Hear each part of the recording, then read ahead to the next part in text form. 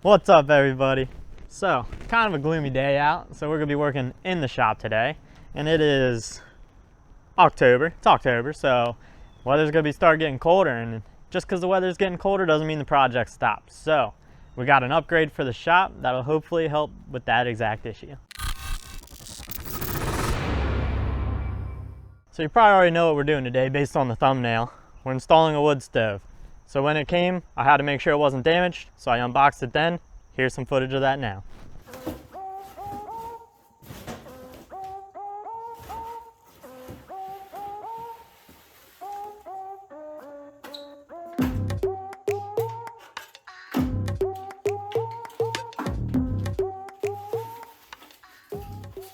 So here it is. This is an England Stoveworks wood stove.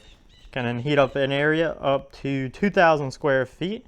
And this is definitely going to be overkill for the garage, but I'll be able to use it many years down the road. And if I get a new place that's bigger, I'll be able to use this. And it said it came with a free blower, but you're looking at everything it came with and there is no blower. But I was rifling through all the paperwork and it comes with this little certificate saying you get a free blower, but you just have to call, register your product, and they'll ship it out to you. So if you do order one of these, know that it's not going to come with a blower right away. So you're probably wondering why I went with a wood stove. Well, first of all, I get wood for free, so it just makes sense. And the prepper in me likes the idea that I can run this thing without any electricity, because I was debating between this and a pellet stove, but a pellet stove, you have to have electricity to run it. So if the power were to go out in the house, I could use this as like a secondary heat source. I could always heat up part of the house at least using this wood stove. And I did have a torpedo heater. It's a kerosene heater, but it created a ton of fumes. You would have to leave the garage doors open to let some of those fumes vent. And a lot of those fumes did end up working their way into the house and made it a very unpleasant experience in there when I was in the garage. So that was a no-go. Where in the world am I going to put this thing? It's going back in that corner. So we're going to have to move this truck out. As you can see, not a whole lot of room back here, and definitely not a whole lot of room up here. There's no room to really work in here. So future plans for this garage, we're going to be taking this wall out. You can see where it used to come out here. This used to all be closed in. There was a door here, but that door just, it was really annoying. It opened in. So as you're coming down the stairs, you'd run into the door. You'd have to go back up the stairs to open the door. So this entire wall is coming out. These stairs are coming out. I'm thinking we're going to try to cut a hole in this wall over here and install a door. And then the wood stove will sit right next to it. And we have our chimney over here, and that'll vent everything out. First things first, let's get this truck out of here.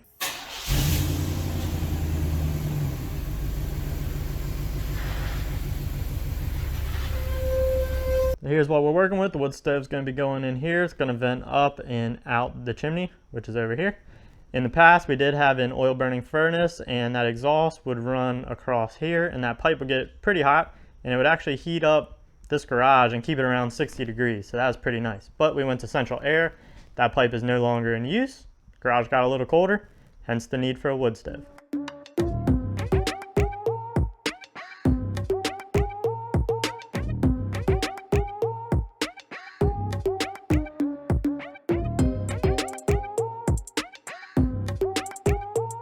Now comes the fun part of getting this back in that corner. This thing weighs 300-ish pounds. It's not light. To make it a little lighter, I'm gonna take off this door. It'll help a little.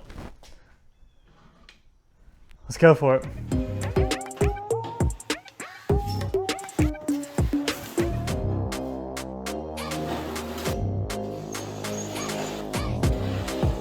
When I do go to put a door in here, there's a plumbing pipe that runs along this wall vertically, and it's about 4 inches away from that pipe there.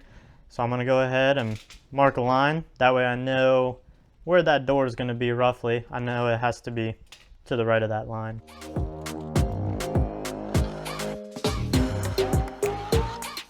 So in the manual here, you can see that we got distance A. That's the distance I'm gonna keep between the stove and the door. I don't wanna heat up the door or do anything funky with the door, so I'm gonna try to maintain that distance. And then we're also going to be looking at the distance C and the distance D here. So D, that'll be from the back wall to the back of the stove. That's what we're going to keep it at. And then C is from the wall to the actual pipe. So we go down to our little chart down here. A, we're going to do 21.5 inches. That's the distance we're going to keep from the side of the stove to the door. We got C, which is 12 inches. That's the pipe to the back wall. And then we got 7.5 inches, and that's from the back of the stove to the back of the wall.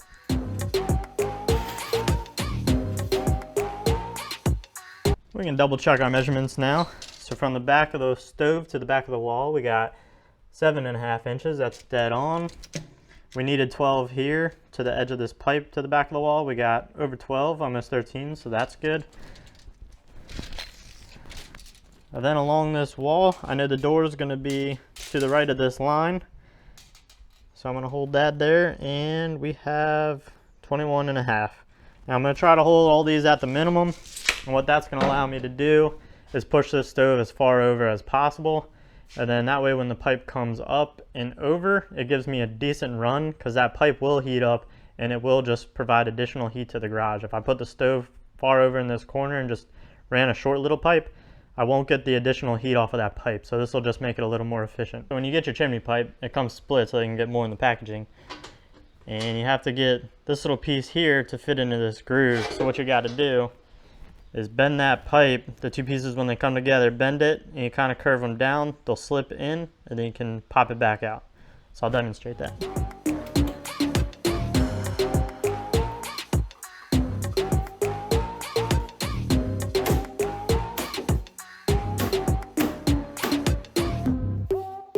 When you bend it back into a circle, this is what's going to look like, where this piece is inside the slot of that other one. The next thing on the list is going to be to clean up inside of here. So this is what the inside of that chimney looks like. It's got some work that needs done, so we'll clean up all that with the shop vac. Got the inside of this chimney cleaned up a little better, and the installers who were installing our central air weren't exactly very careful with removing the old pipe, and they cracked this whole thing. So I'm going to be cutting that almost flush with the wall. And in order to do that, I've got this DeWalt Turbo Rim, which supposedly cuts masonry nice and smooth. So we'll see how that goes. And that'll just get thrown onto this angle grinder. We'll probably tape the shop back to this guy, try to keep the dust down.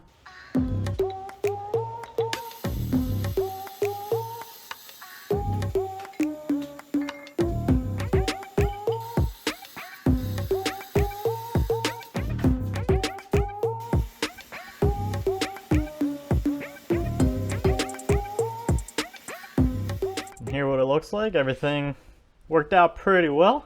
It looks like that blade cut really smooth. This cracking here is from where that old crack was, so couldn't really help that, and I didn't want to cut it too flush.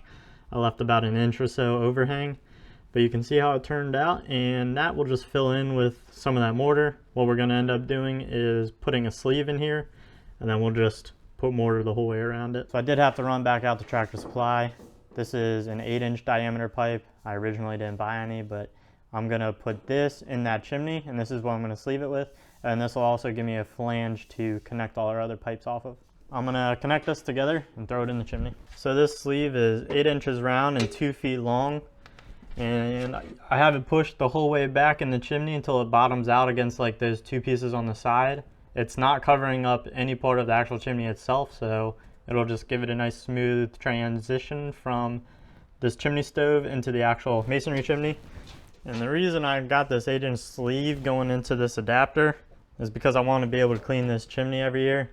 And in order to do that, I didn't want to mortar in that adapter piece and have it go down to 6 inches. It would make it a pain to clean out. So this gives me the maximum amount of room so I can clean this out in the winter. And then all I have to do is bolt that little adapter back on, and then that'll bring me back down to that 6-inch pipe. And what I'm going to do is hook up all the piping, and these two 6-foot sections, I didn't want to buy another one and just splice in a little piece and have another joint. So I just have 2-foot 6-inch pipe, a 2-foot 6-inch pipe, and then my 6-inch to 8-inch adapter. And then wherever this lines up with that elbow is where I'm going to slide the stove over to. The stove doesn't have to be anywhere specific, so just to save myself from buying another pipe, I'm just going to move the stove, and that'll keep me from having to cut anything as well.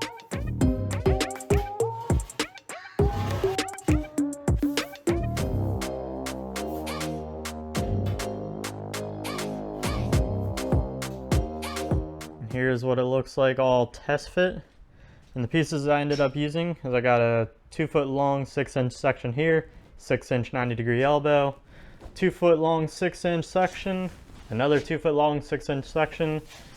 I got a reducer that goes from 6 inches here to 8 inches, and then I got a 2 foot long 8-inch section here. And I got a nice slope here, so this is actually running upwards. I think it'll help push that heat upwards. And another thing, when you're installing these chimney pipes, the male end always faces downward and goes into the female end. It seems backwards, but that way when you get creosote in your chimney, it doesn't run out of these flanges. It'll just keep running back down. So that's the reason they do that. So seems backwards, but that is the correct way to install it. So now I got everything mocked up the way I want it. I'm going to be putting mortar around that sleeve, that 8-inch chimney pipe. And I'm going to be using this thin set mortar. It's just stuff I had laying around the house from an old project. Should do the job just fine.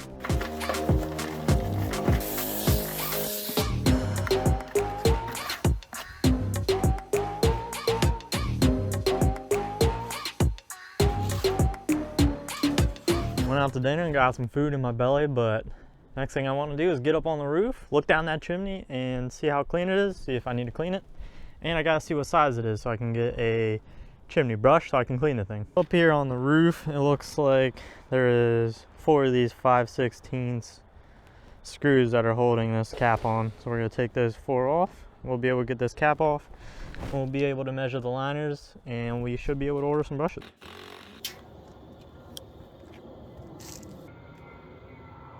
This chimney's not exactly built very straight, but it's actually relatively clean. No creosote built up like the whole way down to the bottom, so that's good.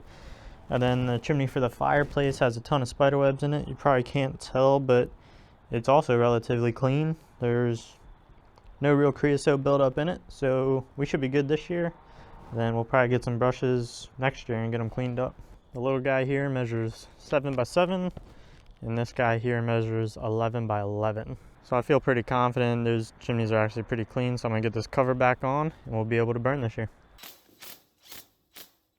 Our mortar dried pretty nice, so I just put like a nice little coat of it the whole way around this pipe. The last thing I gotta do is put the pipes back on, and the manufacturer is calling for 3 of these sheet metal screws in each one of those pipes where they connect. So these are number 10 by 1/2 inch screws. And we'll be putting 3 of them in each one of these connections.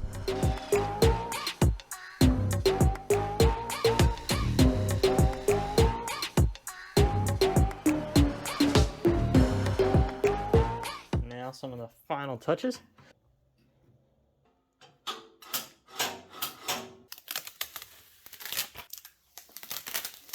So I gotta let that mortar dry, so unfortunately I can't have a fire tonight, but once that does dry, which will hopefully be tomorrow, we'll have a fire. What is up, everybody? It's the next day. Our mortar, nice and dry. I'm gonna give you guys a grand tour of the stove, but before I do that, I gotta take care of a couple of these things because we're gonna be lighting our first fire. So we gotta maintain a distance of 18 inches between the stovepipe and all other things. So all this has got to go. We used to have a washer and dryer up here right above this floor. That's what these go to. Those are no longer there. So I'm just going to hang up these wires a little higher, and I'm going to cut this PVC. So like I promised, this is the tour of the wood stove. This is an England Stoveworks model number 15-W03. Comes with these sweet mountains on it. It's got a little ledge here for your ashes once you open up that door. You got your damper control up here. You got this little vent, and that just blows air onto the glass, keeping it clear. You got a little hatch down here so you can sweep all your ashes in there. And that dumps into this little catch can on the side, and that just lets you easily get rid of all the ashes out of this thing. You got your secondary burner tubes up here, and they just pump air in, and that just causes a secondary burn, so this stove's pretty efficient. On the back of the stove, you have a spot here. This is for your blower, so once that blower comes, I can get that installed, and that just blows air around these little side channels and blows it out these slots in the side. There's also an air intake on the bottom here, but I don't think I'm gonna need that air intake. This stove is definitely overkill for this garage, so I wanna see how it runs without that air intake on there, but Worst comes to worst, I might get that installed. I might run that intake all the way over there, and that's a vent for the dryer, so I might hook it into that, but we'll see. I think we're ready for a fire. As you can see, I plan on burning nothing but just the finest of woods in this wood stove. I got some trim and some just old stuff laying around. Got some newspaper, and got a little mini torch to get it started.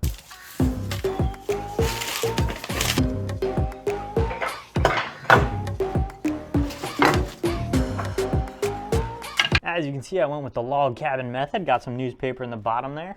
I imagine this stuff will go up pretty quick. It's dry. Got your damper control up here. Out means it's closed. In means it's fully open. When you start it, you want that fully in. So that's good. Got the little mini torch.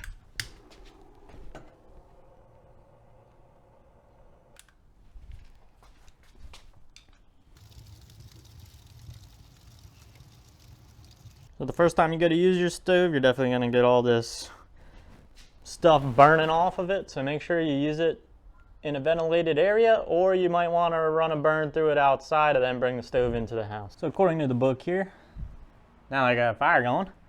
You got 3 break-in fires. The first one should just be kindling, getting the stove up to 300 degrees, and then you let that die out, and then you got 2 more, and you slowly increase the temperature, and these ones are supposed to be around 350 to 400 degrees. And it says not to let the stove get hotter than that.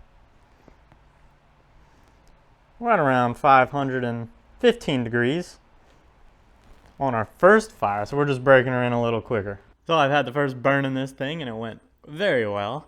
Got a little toastier than the manual calls for, but that's not a problem. So I haven't really used this in the garage with the doors closed or any extreme temperatures yet, but I'm sure that's to come, and I think this thing's gonna last quite a long time, and hopefully it'll keep me nice and toasty warm. Thank you guys for watching. Make sure you like and subscribe. Now that we got the wood stove, we're gonna be working on projects all winter.